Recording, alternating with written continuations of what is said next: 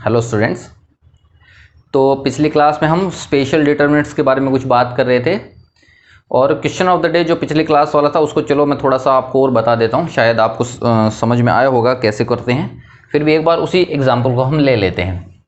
तो वो जो एग्जाम्पल कुछ इस तरीके से था कि sir 1a² a³ 1b² b³ और 1c² c³। ठीक है, तो हमने क्या देखा था, सबसे पहली बात 1 के अलोंग जब मैं लगभग एक्सपेंड करके देखता हूं अप्रोक्सीमेटली, तो यहां से आप देखोगे सर बनेगा b² into c³ b² into c³ का मतलब हो गया पावर 5। तो फिर से पावर 5 की इक्वेशन तो मिलेगी आपको। ठीक है, दूसरी चीज क्या है कि ये ABC में सिमेट्रिक है, आपको दिख रहा है। तो फिर से ये तो मैं a minus B, b minus C और c माइनस ए तो बिना सोचे समझे ही लिख देता हूं, इसमें तो आपको कोई टेंशन नहीं। पावर 5 की टोटल मुझे चाहिए थी, क्यूब की मुझे मिल चुकी है, मतलब 3 फैक्टर मुझे मिल चुके हैं। बाकी 2 पावर की मुझे और बनानी पड़ेगी, मतलब सेकंड पावर की इक्वेशन मुझे बनानी पड़ेगी और वो जनरल इक्वेशन होनी चाहिए। जनरल का मतलब है ABC के अलोंग, ABC के रिस्पेक्ट में वो सिमेट्रिक होनी चाहिए। तो उसके लिए आपको मैंने बताया था कल क्या होती है 2 पावर की, वो होती है a² plus b² plus c²। ये तो होती है लैम्डा टाइम्स, और म्यू टाइम्स आपको करना पड़ेगा AB plus BC plus C। ये म्यू टाइम क्यों करना पड़ता है ये भी मैंने आपको बताया था, क्योंकि जरूरी नहीं है इन दोनों का कोफिशिएंट सेम आए। इससे पहले जो क्वेश्चन किया था उनमें इन दोनों का कोफिशिएंट सेम आया था 1 और 1। जरूरी नहीं है कि अब की बार भी कोफिशिएंट 1 और 1 ही आए। ठीक है, तो अब हम आगे बढ़ते हैं। कोई बात नहीं, कंपेरिजन कैसे करते हैं लैम्डा और म्यू के लिए, किसी एक को 0 रख के देख लेते हैं। तो लैम्डा को हमने क्या रखा है, इस ए को हमने रख दिया 0। ए को जब 0 रखा तो ये बन गया 1 0 0, ये बन गया 1b² b³ और ये बन गया 1c² c³। इधर से क्या होना चाहिए, ये बन गया -b, ये बन गया b माइनस सी, ये बन जाएगा c और ये बन जाएगा आपका b² plus c² into lambda और ये बन जाएगा म्यू इंटू BC, क्योंकि ए को मैंने 0 रख दिया है। एक्सपेंड किया तो बन गया b² c³ minus c² b³ is equals to, यही सेम बनेगा। यहां से जब मैंने, अच्छा इसको थोड़ा सा एक्सपेंड आप वैसे भी कर सकते हो कि सर BC अलग कर दिया और यहाँ पे इसको c माइनस बी लिख दिया और ये बन गया आपका b² plus c² into lambda और प्लस में आ जाएगा म्यू BC। तो यहां से आपने कॉमन लिया BC कॉमन लिया तो बन गया BC क्यों कॉमन ले रहे हो आप, यहां से क्या कॉमन लोगे, b² ले लोगे। यहां से आपने कॉमन लिया b² c², तो b² c² जब आप कॉमन लोगे तो यहां से मिलेगा आपको c और यहां से मिलेगा b is equals to BC into c minus B. यहां से मिलेगा b² plus c² into lambda और प्लस म्यू BC। BC से BC एक कैंसिल कर दिया आपने, c माइनस बी से c माइनस, तो ओनली बचा BC is equals to b² plus c² into lambda और प्लस म्यू BC। दोनों को कराया कंपैरिजन तो आपको पता चल गया सर लैम्डा आना चाहिए 0 और म्यू आना चाहिए 1। लैम्डा 0 आएगा तो ये कट जाएगा, म्यू का वैल्यू 1 आएगा तो BC is equal to BC बन जाएगा। मतलब फाइनली मैं क्या बोल सकता हूं, फाइनली आंसर आएगा A minus B, B minus C, C minus A। Lambda का तो वैल्यू 0 है और आ जाएगा into AB plus BC plus C। बस ये फाइनली आंसर आपका रहेगा। तो ये क्वेश्चन ऑफ द डे पिछली क्लास में था, तो आप लोगों ने सही इसको किया था, तो इसका मतलब है आपको बात समझ में आई थी। कोई बात नहीं है, आगे बढ़ते हैं। अगला पॉइंट, अगला टॉपिक हम लेते हैं जो कि है अपना summation of determinant.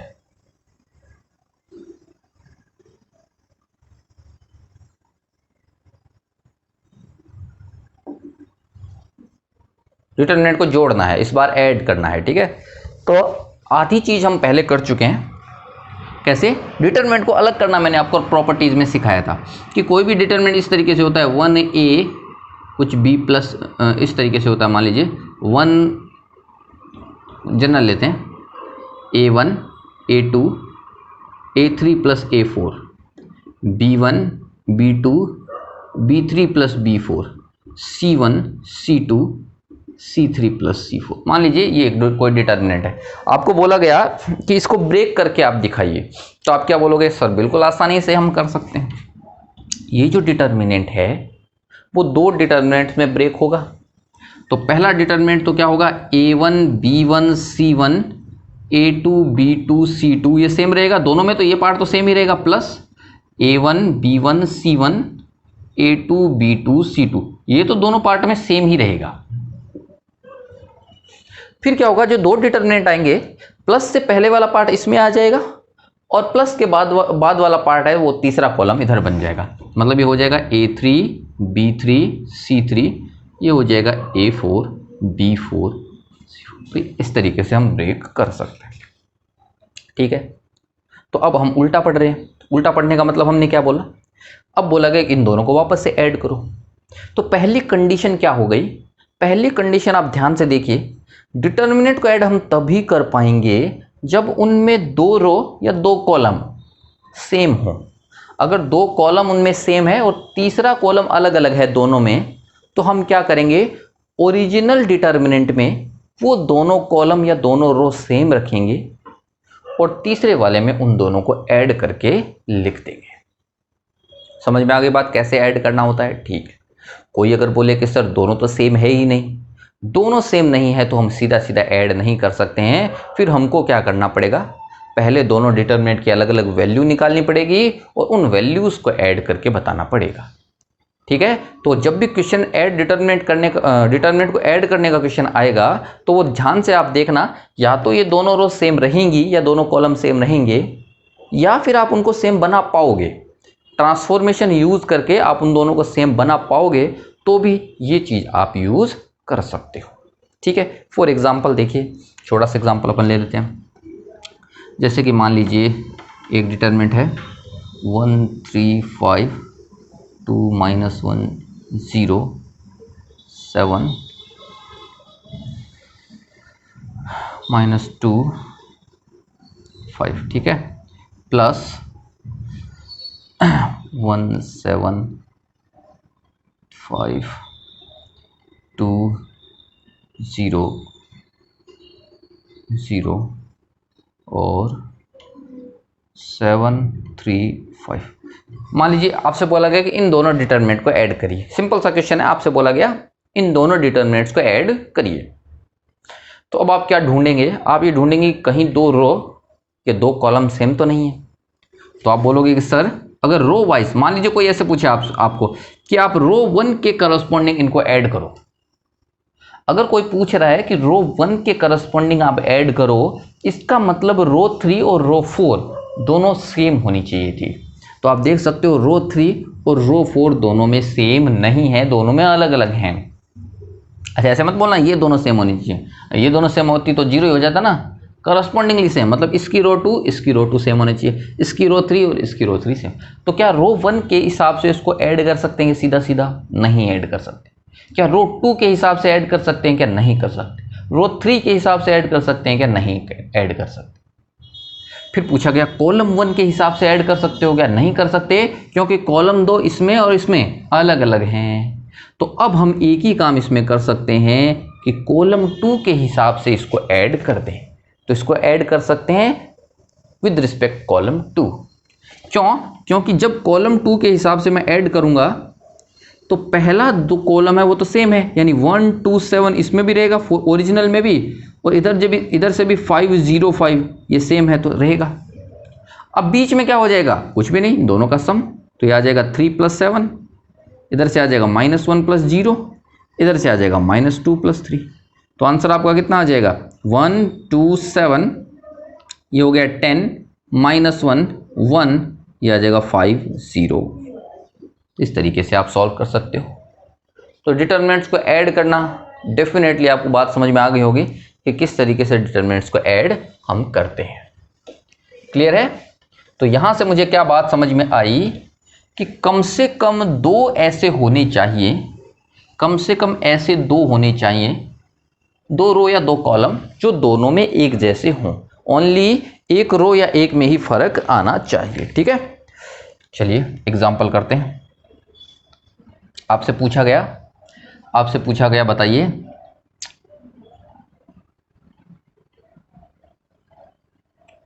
Sigma r is equals to 1 से लेकर n तक डेल्टा की वैल्यू बताइए, डेल्टा r की वैल्यू बताइए। ठीक है, ये कितना होगा? इफ डेल्टा r का मतलब है r स्क्वायर 5, मान लीजिए 2 - 1 3 7 5 2।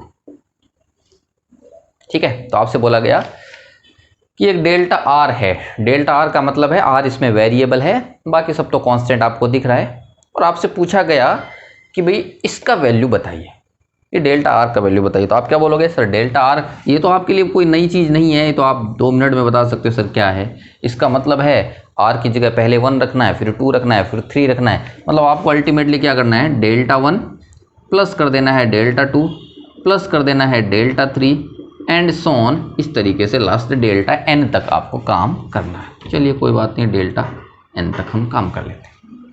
तो आप क्या बोलोगे? सर डेल्टा 1 की अगर मैं बात करूं तो r की जगह 1 हो जाएगा, मतलब ये बनेगा 1 1 5 2 - 1 3 7 5 2। और अगर मैं डेल्टा 2 की बात करूं तो आएगा 2 4 5 2 - 1 3 7 5 2 प्लस एंड सो ऑन, ऐसे बढ़ता जाएगा। तो जब आप इन दोनों को सबसे पहले ऐड करोगे तो आपको क्या समझ में आएगा कि सर क्योंकि ये रो और ये रो सेम है, ये रो और ये रो सेम है, ओनली आपको ऐड किसको करना पड़ेगा? पहली रो को ही ऐड करना पड़ेगा। तो आप क्या बोलोगे? आप ऐसा बोलोगे सर जो ओरिजिनल, इन दोनों का जो ओरिजिनल डिटर्मिनेंट आएगा उसमें 2 - 1 3 7 5 2, ये तो एज इट इज रहेगा। और तो और ये 5 भी अब इसमें ऐड करोगे तो कितना आंसर आ जाएगा? देखिए यहाँ पे कितना हो जाएगा? 1 + 2 हो जाएगा, यहाँ पे कितना हो जाएगा? 1 + 4 हो जाएगा, और यहाँ पे कितना हो जाएगा? 5 + 5 हो जाएगा। बात समझ में आ गई आपको? ठीक है, प्लस आगे वाले डिटरमिनेंट तो रहेंगे ही रहेंगे। अब जो इधर डिटरमिनेंट आएगा, आपको याद है इधर जो डिटरमिनेंट आएगा वो डिटरमिनेंट नंबर 3 वाला था। तो 3 वाला था तो यहाँ तक 3 आएगा, यहाँ 9 आएगा, यहाँ 5 आएगा, यहाँ पे 2 - 1 3 और 7 5 2 रहेगा। तो आप फिर से क्या बोलोगे? सर आप बोलोगे ये दोनों तो फिर से सेम है, तो इन दोनों को तो सेम ही रखना पड़ेगा, ओरिजिनल जो नीचे सम डिटरमिनेंट आएगा उसमें। और यहाँ पे +2 के बाद एक +3 और हो जाएगा, +4 के बाद में +9 हो जाएगा, और इधर +5 और हो जाएगा। इन सब चीज़ों को जब आपने एक साथ जोड़ के देखा, इन सब चीज़ों को एक साथ आपने जोड़ के देखा तो आपको क्या समझ में आया? देखिए आपने देखा कि सर जो फाइनल अपना आएगा, जो फाइनल अपना डिटरमिनेंट आएगा उसमें यहाँ तो 2 बचेगा, यहाँ -1 होगा, यहाँ 3 होगा, इधर होगा 7, इधर होगा 5, इधर होगा 2, ये तो फिक्स रहेंगे। यहाँ पे क्या आ जाएगा? 1 + 2 + 3 एंड सो ऑन n तक। यहाँ पे क्या आ जाएगा? 1 + 2 स्क्वायर + 3 स्क्वायर + n स्क्वायर तक, और यहाँ पे आ जाएगा 5 + 5 + एंड सो ऑन। ये बात समझ में आ गई आपको? तो क्यों ना इस डिटरमिनेंट को मैं डायरेक्टली ऐसे लिख दूं, क्यों ना इस डिटरमिनेंट को मैं डायरेक्टली इस तरीके से लिख दूं कि सर इसको तो मैं लिख सकता हूं सिग्मा r, और इसको मैं लिख सकता हूं सिग्मा r², और इसको मैं लिख सकता हूं 5 × n, r = 1 से लेकर n, r = 1 से लेकर n, और ये 2 - 1 3, और ये मिल गया 7 5 4। बात समझ में आ गई होगी आपको?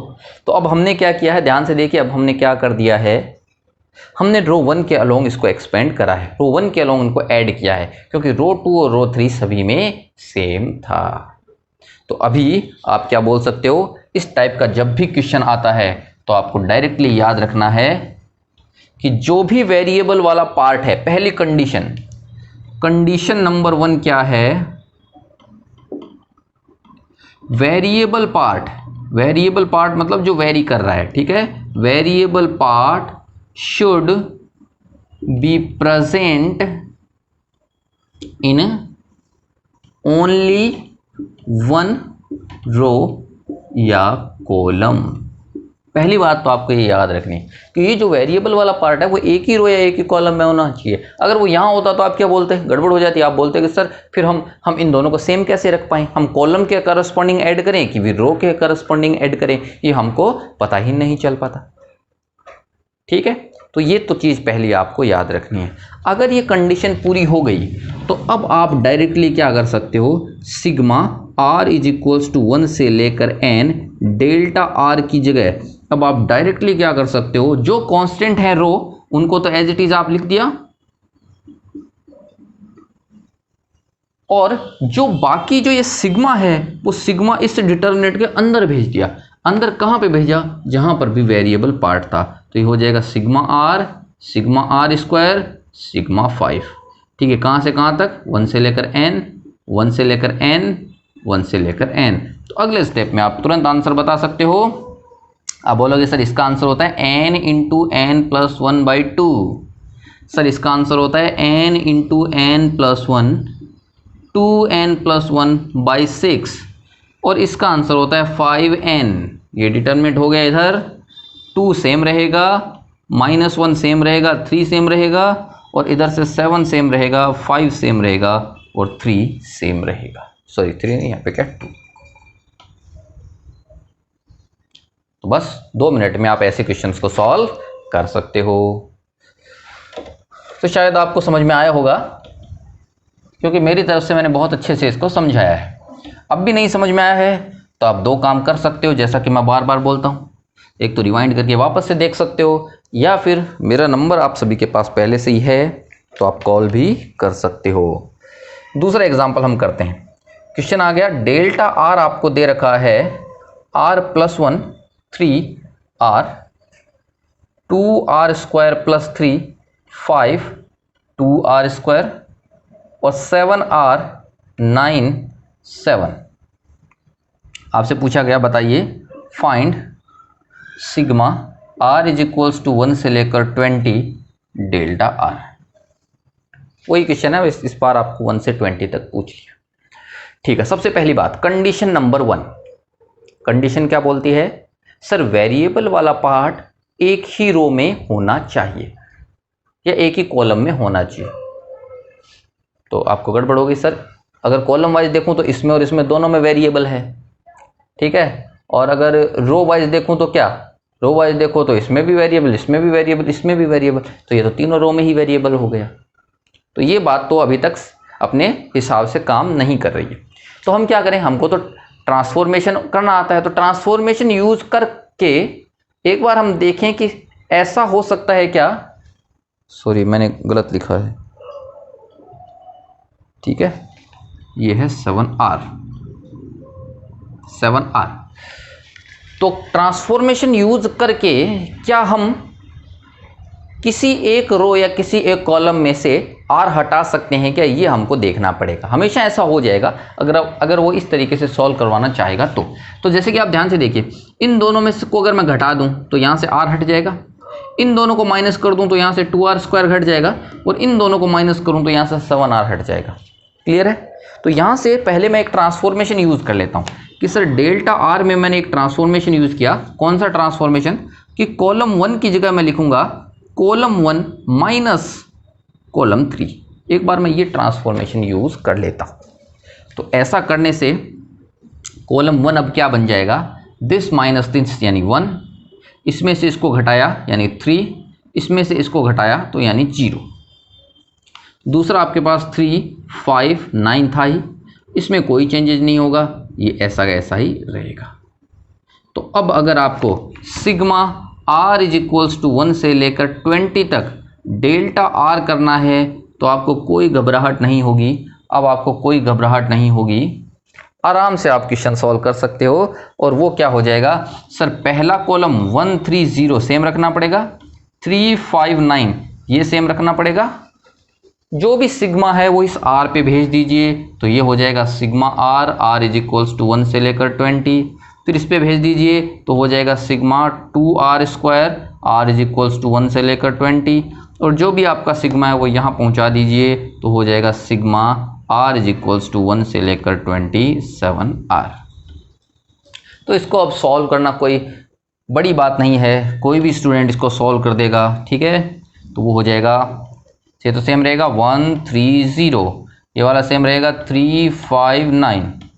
तो पहला हो जाएगा 20 × 21/2, दूसरा वाला हो जाएगा 2 तो बाहर निकल जाएगा, आर स्क्वायर का होता है n यानी 20 इंटू 21 इंटू 2n प्लस 1 यानी 40 डिवाइडेड बाई 6 और नीचे से 7 बाहर आ जाएगा, आंसर आएगा 20 इंटू 21/2।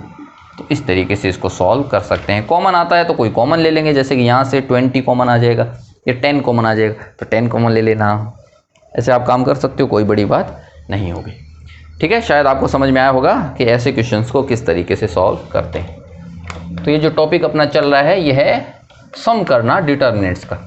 तो थोड़ा स्मार्ट तरीके से हम सम करेंगे, ऐसा नहीं है कि डिटर्मिनेंट को पहले ओपन कर दें और फिर आगे जाके सॉल्व करें, ऐसा भी करना पड़ सकता है। जैसे कि एक एग्जांपल हम लेते हैं। क्वेश्चन आया कि सर डेल्टा आर की वैल्यू है R1 2 2R-1 30 R+1। ठीक है, find sigma R is equals to 1 से लेकर 50 डेल्टा आर। ये क्वेश्चन आ गया। सोचिए इसके बारे में कैसे करें।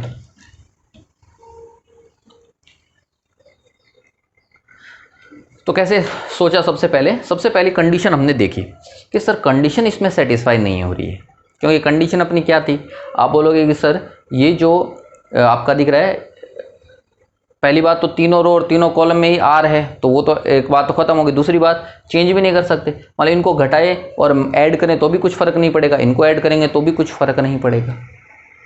तो ये एक ऐसा डिटरमिनेंट है जिसमें हम ट्रांसफॉर्मेशन करके भी इन आर को एक रो या एक कॉलम में नहीं ला सकते हैं। तो कौन सा मेथड बचता है? सॉल्व करने वाला मेथड। इफ, ठीक है, if variable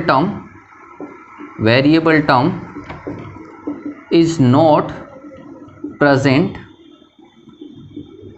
in single column और रो। तो variable term single row column में ना हो, ठीक है, मतलब एक से ज़्यादा रो या कॉलम में हो, और वी कैन नॉट, ठीक है, कन्वर्ट, तो हम उसको कन्वर्ट भी ना कर पाए, ठीक है, we can not convert variable terms in single row और column, then first we have to solve determinant and then apply summation। तो हमको क्या करना पड़ेगा? सबसे पहले तो इसको ओपन करना पड़ेगा, इस डिटरमिनेंट को ही ओपन कर लो और उसके बाद ये समेशन अप्लाई कर दो। ठीक है, तो वो कैसे होगा देखिए। तो सबसे पहले हम इसको ओपन ही कर देते हैं। ठीक है, अच्छा, ओपन करने के भी बहुत सारे तरीके आप जानते हो। ओपन करने के क्या क्या तरीके होते हैं। आप सीधा ओपन करो तो अच्छी बात है, सीधा नहीं करो तो आप ट्रांसफॉर्मेशन करके भी कर सकते हो। तो वैसे इसके अलावा ओपन करेंगे तो कोई ज़्यादा टेंशन अपनी नहीं रहेगी, नहीं, डेल्टा आर आ जाएगा। सबसे पहले प्लस माइनस प्लस 3 के करस्पॉन्डिंग ओपन कर रहा हूँ। तो 3 से ये ओपन किया हमने, इसको छोड़ दिया, ये बन जाएगा -1 माइनस यहाँ से आ जाएगा 2r, फिर 0 के करस्पॉन्डिंग तो 0 ही आ जाएगा, और प्लस ये भी प्लस के करस्पॉन्डिंग खुलेगा r+1। ये तो आपको आता है इसीलिए मैं ज़्यादा आपको नहीं समझा रहा हूँ। प्लस माइनस प्लस ये हट गया, यहाँ से मिलेगा r² -2, तो ओपन कर दिया इसको, तो ये मिल गया आपका -3 -6r, और ये मिल गया आपको प्लस, यहाँ से आ जाएगा r³ -2r, यहाँ से आ जाएगा r² -2, तो ये मिला आपको r³ प्लस r² -6 -2 -8r और -5। तो ये आपका आ गया डेल्टा आर। अब तो कोई टेंशन ही नहीं है, सिग्मा डेल्टा आर आपको करना है r = 1 से लेकर 50, तो आप आराम से कर सकते हो। ये आपका कितना आ जाएगा? ये आ जाएगा n × n+1, यानी 50 × 50 + 1/2 होल स्क्वायर, प्लस स्क्वायर वाला आप जानते हैं क्या होता है, 50 × 51, 51 के बाद में आ जाएगा 101 / 6 -8 इंटू सिग्मा आर आप जानते हैं कितना होता है, 50 इंटू 51/2 और -5 इंटू 50। तो ये आपका फाइनल फिर आंसर रह जाएगा। इसको ऐसे ही करना पड़ेगा। अगर हम कन्वर्ट नहीं कर पा रहे हैं तो कोई और मेथड नहीं है, यही मेथड बचता है। क्लियर है? तो चलिए आगे बढ़ते हैं। अगला पॉइंट अपन लेते हैं जो कि है डिफरेंशिएशन ऑफ डिटर्मिनेंट। तो यहां के बाद से जो भी अपन पढ़ने वाले हैं वो ऑफ कोर्स जेडब्ल्यू के लिए तो इंपॉर्टेंट है ही, बट अगर आप बोर्ड में बेसिक करना चाहते हो तो इसकी ज़रूरत आपको नहीं पड़ेगी, या फिर आप ओनली 11th में अगर हो तो इसकी आपको ज़रूरत नहीं पड़ेगी, या आप बाद में भी पढ़ सकते हो। ठीक है, तो डिफरेंशिएशन ऑफ डिटर्मिनेंट के बारे में हमको बात करनी। कोई डिटर्मिनेंट का डिफरेंशिएशन हम कैसे कर सकते हैं ये देखिए। तो मान लीजिए इस तरीके से कोई डेल्टा एक्स था डिटर्मिनेंट, तो था f1x, ठीक है, f2x, f3x, g1x, g2x, g3x, h1x, h2x, h3x। तो ये मान लीजिए कोई डिटर्मिनेंट था और डिटर्मिनेंट का आपको डिफरेंशिएशन करने के लिए बोला गया। तो आपसे पूछा गया d of delta x divided by D x कितना होगा, जिसको हम ऐसा भी बोल सकते हैं डेल्टा डैश x कितना होगा। ठीक है, तो इसका तरीका क्या होता है? बहुत आसान तरीका होता है। एक बार आप समझ गए फिर आप आपको प्रॉब्लम कभी नहीं होगी। इसका डिफरेंशिएशन आप रो वाइज भी कर सकते हो, कॉलम वाइज भी कर सकते हो। बस क्या होगा ध्यान से देखिए, जब आप पहली रो का डिफरेंशिएशन कर रहे होंगे तो बाकी दोनों की रो आपको सेम रखनी पड़ेगी। बाकी दोनों रो सेम रखेंगे, प्लस फिर हम दूसरी रो का डिफरेंशिएशन करेंगे, बाकी दोनों रो को सेम करेंगे, प्लस फिर तीसरी रो का डिफरेंशिएशन करेंगे और बाकी दो रो को सेम रखेंगे। मतलब आपको 3 डिटर्मिनेंट मिलेंगे। या फिर आप क्या कर सकते हो, या फिर कॉलम 1 का डिफरेंशिएशन कर दो, बाकी दोनों कॉलम सेम रखो, प्लस फिर कॉलम 2 का डिफरेंशिएशन कर दो, बाकी दोनों कॉलम को सेम रखो, और लास्ट में तीसरे कॉलम का डिफरेंशिएशन कर दो और बाकी दोनों कॉलम को सेम रखो। ये होता है मेथड। दोनों ही केसेस में 3 डिटर्मिनेंट आपको हमेशा मिलेंगे। क्लियर है? चलिए बात करते हैं जैसे कि इसका आंसर क्या आएगा। तो पहले मैं रो वाइज कर रहा हूं, ठीक है। तो रो वाइज करूंगा तो आप क्या बोलोगे सर? आएगा f1 डैश एक्स, ठीक है, f2 डैश एक्स और f3 डैश। ये तो पहले का डिफरेंशिएशन मैंने कर दिया। g1, g2 और g3 और h1, h2 और h3 ये दोनों सेम रहेंगे, प्लस इस बार f1, f2 और f3 सेम रहेंगे। g1 का डिफरेंशिएशन होगा, g2 का डिफरेंशिएशन होगा, g3 का डिफरेंशिएशन होगा। h1, h2, h3 अभी भी सेम रहेंगे, प्लस इस बार f1, f2, f3 सेम रहेंगे, g1, g2, g3 सेम रहेंगे, h1 डिफरेंशिएशन हो जाएगा, h2 डिफरेंशिएशन हो जाएगा, h3 का डिफरेंशिएशन हो जाएगा। ऐसे आपको काम करना है, ठीक है। या फिर आप क्या कर सकते हो, या फिर इसको नोट कर लेना, या फिर आप क्या कर सकते हो, ठीक है। तो अभी ऐसा मत बोलना सर रुक जाओ नोट कर रहे थे। आपके पास टेक्नोलॉजी है, यूज करिए उसका। तो अब हम क्या कर सकते हैं कॉलम वाइज। तो मैं क्या बोलूंगा सर f1 का डिफरेंशिएशन किया, g1 का डिफरेंशिएशन किया, h1 का अगर मैंने डिफरेंशिएशन किया मतलब पहले कॉलम का डिफरेंशिएशन किया है, तो f2, f3, g2, g3 और h2, h3 सेम रहेगा, प्लस अब आपको अब अगर इसका कर दिया तो अब इसका करना पड़ेगा। अब आप रो वाइज नहीं चल सकते हो। तो f1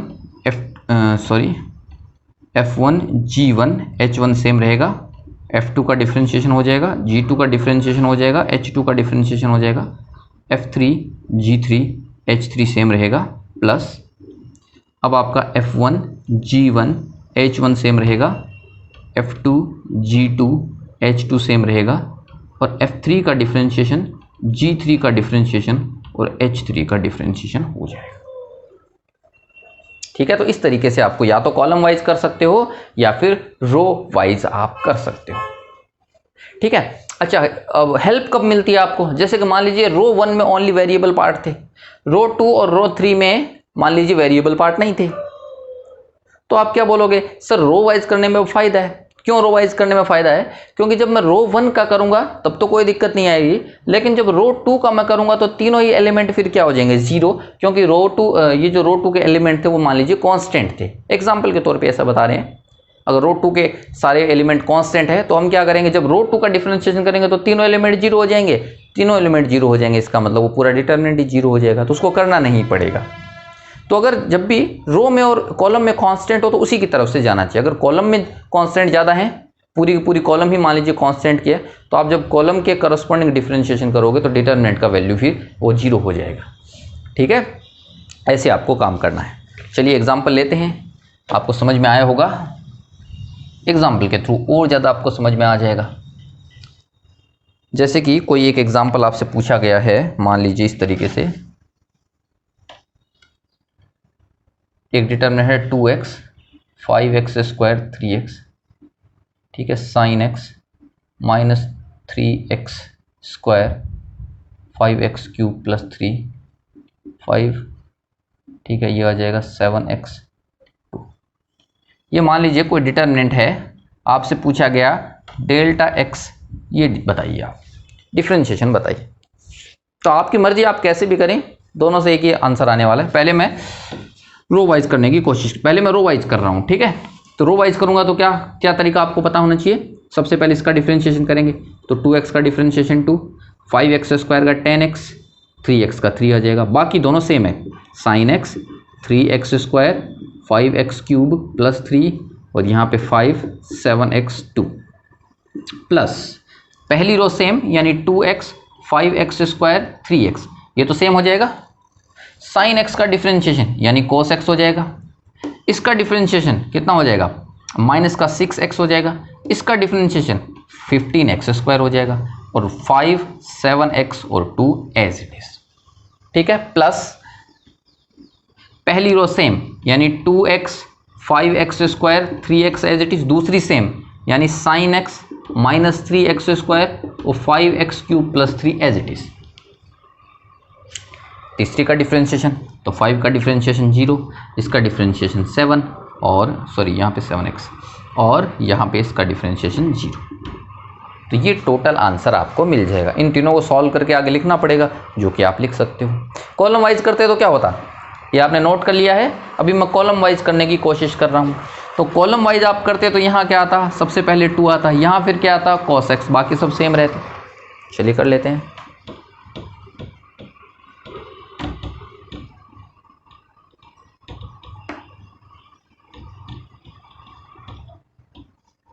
तो आप क्या बोलते हैं, सर यहाँ पे 2 आता, इधर क्या आता cos x, इधर कितना आता 0, बाकी सब same, 5x square minus 3x square 7x, और यहाँ पे आ जाएगा 3x 5x क्यूब प्लस 3, और ये आ जाएगा 2 प्लस, अब की बार पहला सेम रखना पड़ेगा, यानी 2x साइन x और 5, ये तो आपने सेम रखा।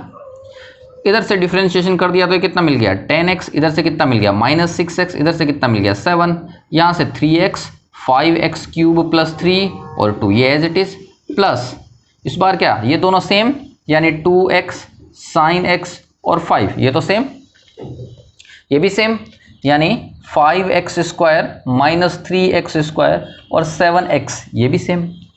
अब क्या करें, लास्ट वाले का डिफरेंशिएशन, तो 3x का डिफरेंशिएशन 3, इसका डिफरेंशिएशन 15x स्क्वायर, इसका डिफरेंशिएशन 0, तो ये आंसर अब आपको मिल जाएगा। ऐसा कि आप कर सकते हैं। क्लियर है? तो ऐसे क्वेश्चंस को आपको सॉल्व करना है। तो चलिए अभी बारी आ जाती है आपके क्वेश्चन ऑफ द डे की।